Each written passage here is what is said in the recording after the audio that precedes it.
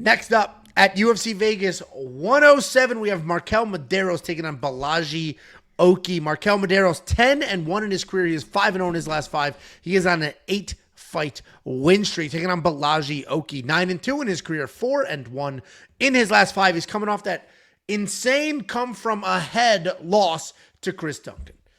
MarQuel Mederos is a pretty talented kid. He's a very good striker. He strings together combinations well. He will put up some serious volume. He is very comfortable in his fights, and he flows really well. He's primarily a striker, but he can grapple. He's got some slick takedowns, good takedown defense as well. He's coming off that close win over Austin Hubbard where the striking looked good, and he was defensively sound, but he slowed down. He's taking on Bolaji Oki. Bolaji Oki is a busy striker as well. He's got a good jab, lots of power. He likes to pump that jab out and set things up, and then will explode into combinations. He's got good takedown defense, a really fast sprawl, solid takedowns if he wants to use them. He also tends to slow down if a fight goes on, but he'll just remain dangerous because of that power. His biggest issue, however, is his defense, and somebody with a busy jab that can stay in his face can give him a little bit of a hard time. He's coming off that loss to Chris Duncan where he was winning, he was looking good, and then he got caught in a guillotine. Bolaji's a solid favorite here. And it makes some sense, right? He's fast, he's clean, he's powerful. But I do think that MarQuel's defense, his striking defense, is better. And I think that MarQuel will avoid the big shots, work really well, keep his jab busy, and win these exchanges. So I'm going to go with MarQuel here. I think the defensive soundness of him is going to be the difference, and Bolaji's going to start chasing. He's going to start missing when he chases. Then it's just going to force him to chase even more, be sloppier, be an easier read, and I think MarQuel will win this fight probably at 29-28, just quite literally with a busy jab and some solid defense. What do you think, Jacob?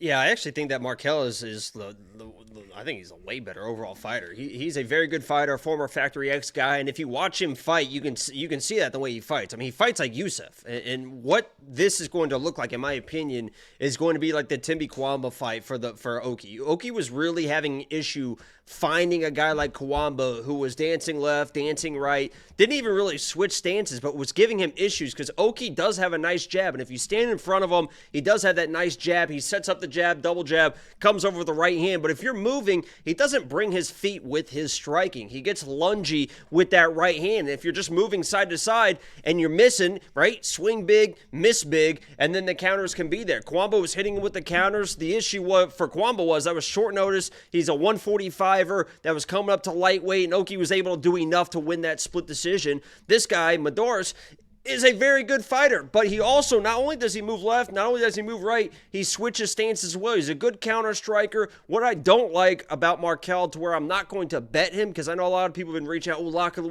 week. He is a pick. I'm not going to put money on him because in between rounds, in the middle of rounds, there seems just to be not really a laziness, but a lack of urgency to win rounds. He can kind of go about his, switch dancing and counter striking, but there's no urgency to really put a statement on the round. He can get taken down. He's got good takedown defense, but if he does get taken down, he has an issue sometimes of just not having that urgency to get back to his feet. And we've seen Oki should have done it against, I have no idea why he was doing it against Chris Duncan, but he can get takedowns and get some control. He's worked that into his game. So I am going MarQuel. He's the better fighter. The footwork is going to give Oki a lot of issues. I don't think he's going to be able to find the big shot, but this could be another situation where it's like, what kind of mood are the judges in? Because Oki's going to be moving forward. MarQuel's going to be dancing left and right, hitting him with counter shots. And if Oki's able to land a couple big shots in a round where MarQuel looks like he's kind of just, typically like running away, even though he's fighting smart,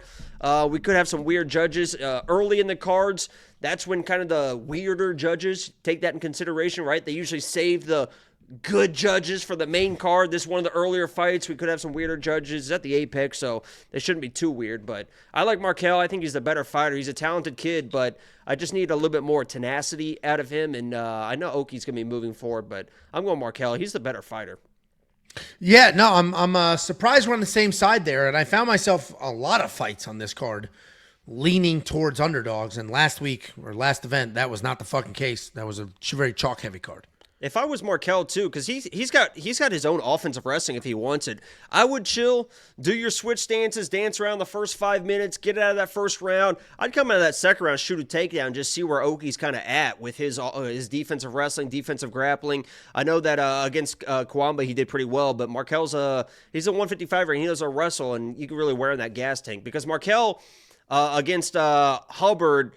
Turn that fight around. We have to remember too that fight was at Mexico City, so at elevation, weird stuff like that. But he was able to tough that out to win that decision. So we'll see what happens. Yeah, it should be a fun fight. I'm looking forward to it. I am surprised to see that Bolaji's this Jacob big. Found out what tenacity means and hasn't stopped using that shit since. I swear. I guess you say tenacity a lot. Never again. That's it now. I'm gonna fucking say it all the time now.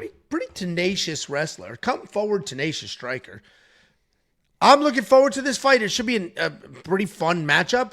Obviously, we are both on the MarQuel Mederos side. $7,300 in DraftKings Fantasy is actually pretty affordable. Because if this was like a $7,900 and it had a little closer, it's like, I don't know how well MarQuel's going to score. I don't see a finish here. He might not wrestle.